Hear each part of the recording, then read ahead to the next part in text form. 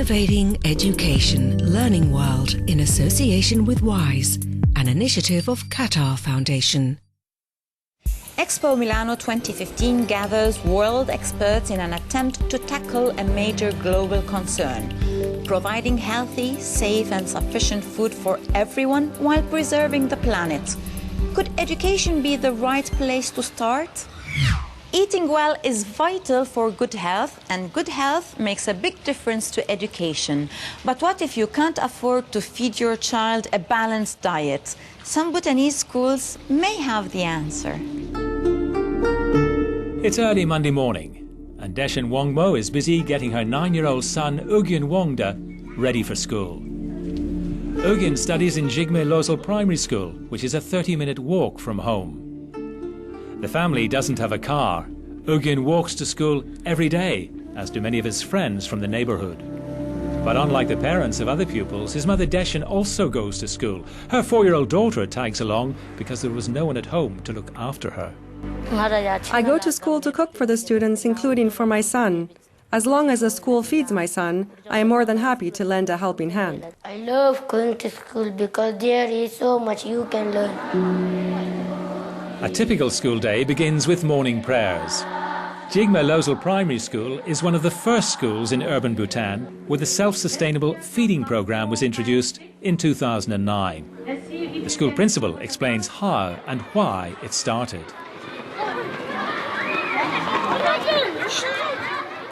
Some children never sat in group, never ate in group, was running away from the group and was isolated, eating alone. And we wanted to know what was the reason. Then when we did a small survey, we came to know that there are the children who comes from a poor background, not having enough food to eat. For rice, the staple food, families who are well off and whose children attend the school contribute every month through a voluntary contribution scheme started by the school. For vegetables, the school grows its own organic ones in its compound. Each class has a garden of their own, and these children water and nurture the plants. The vegetables are fully organic, and the lunch is rich in nutrition. We make sure that these children get a balanced diet from our school. For them, more than education, food is very important. So food became number one for them. Apart from them, no matter how well we teach in the class, their academic performance, the self-esteem was very low. In order to give them additional food from the school, then we started with the feeding program. I want to go to high school and college. I want to do well in my life. I love coming to school because I get good food. Ever since the feeding program started in the school, the children from the disadvantaged background have remarkably performed well in their academic.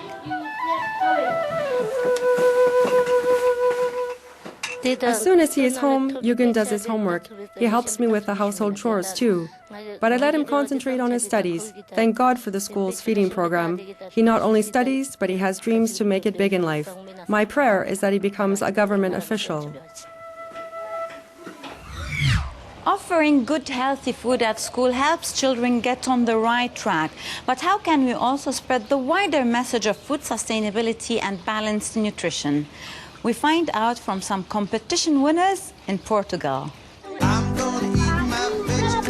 Cultivating the land is an important educational activity at Prado Nursery and Primary School in Ferreiros in northern Portugal.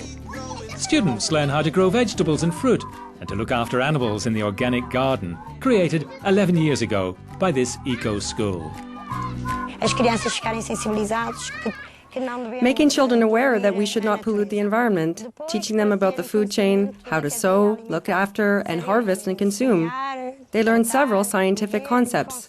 With the animals, they learn about their habitats, their characteristics, and morphology, activities in which they can learn by doing. São pedagógicas e eles gostam, aprendem fazendo. Children also learn how to cook the food which is grown and produced at their school. Our 5-year-old chefs reveal what they're preparing with eggs, which they've just collected.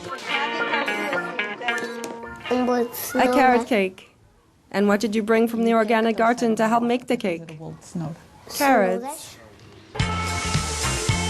But cakes made with fruit or vegetables are an exception in this school menu. Children are forbidden to bring chocolates or cookies as snacks. They learn to have a healthy diet both in the organic garden and in the classroom.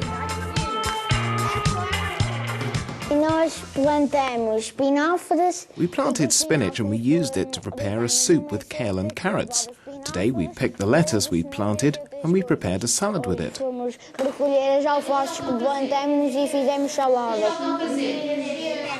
Beatrice's mother is very happy with the impact this project has had on her daughter. She has started to enjoy fruit more because she always has fruit at school, and she even teaches her brother. She started to prefer salads more, to try tomato and red cabbage. Before, she would only eat lettuce. The work, developed by the teachers, students and their parents from Prado Nursery and Primary School, was recognised in 2014 with the prize for the Best School Organic Garden, awarded by 2 Portuguese associations.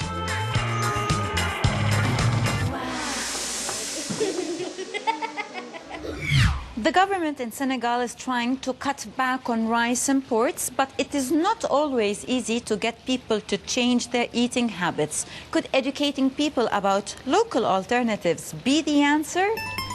Khadija and her mother are cooking corn couscous. Khadija is training with PAFA, an organisation directly involved in empowering farmers. The objective is to reintroduce the use of local cereals such as millet, black-eyed peas or corn in the day-to-day food. She learned how to cook new recipes for her family to replace imported rice with products grown in the area. The rice we used to eat was imported from abroad, and it was not good. Sometimes you would find stones in it. This is the reason why we prefer to eat corn couscous. My father grows this corn. He has huge fields of corn.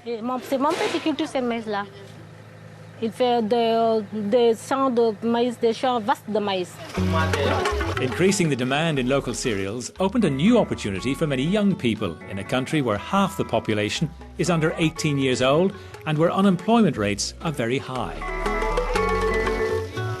With the project, we have a lot of training. We learn lots of techniques. How to spread fertilizer, for instance. Before the project, we, the younger generation, were leaving for Dakar, Kaolack. We used to be builders, handymen. It wasn't good, in fact.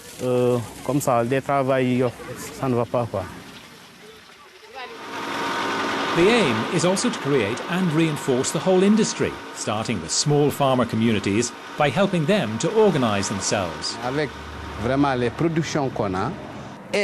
With the production we reach, with the training we give at the farmers' organisation level, and with the multiplying effect that comes afterwards, it's sure and certain that more and more Senegalese, more and more rural communities are now eating millet. The local cereals are traded in small shops open in many urban areas, including Kaolack, the second city in Senegal. We are selling local products, cereals, jams and syrups. These are natural products made here and without chemicals. Another way to promote local cereals is to have fine cooks invent new recipes in restaurants. In Nganda, Ayasutu is the head of the local women's association. There are more than 350 women working for the association, from the local farmer to the cook, in the restaurant, which opened just a few months ago.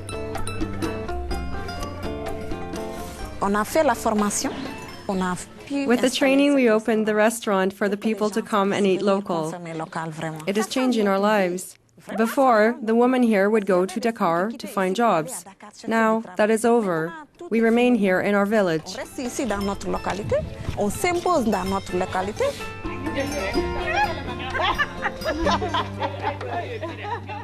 Do you think food sustainability and nutrition education can make a long-term global difference? Let us know your feedback on our social media pages. See you again next week. Learning World in association with WISE, an initiative of Qatar Foundation.